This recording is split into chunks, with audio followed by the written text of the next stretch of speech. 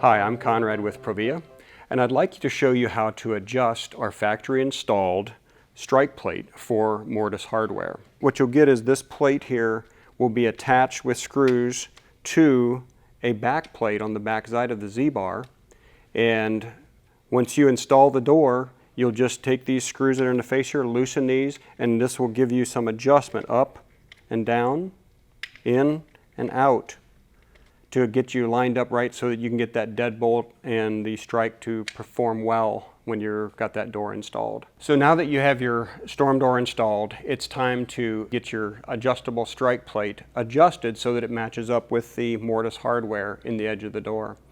I want to caution you against using an impact wrench or a power drill to loosen or tighten the screws here, because the chance of stripping the heads out of the screws is pretty high. So get a Phillips screwdriver and just do this operation by hand. And what you're going to want to do is loosen these screws enough, and it is designed to allow you enough adjustment up and down or in and out that you can get everything positioned so that everything will fall into place there. Once you've got them where you want it, you go ahead and tighten up your screws.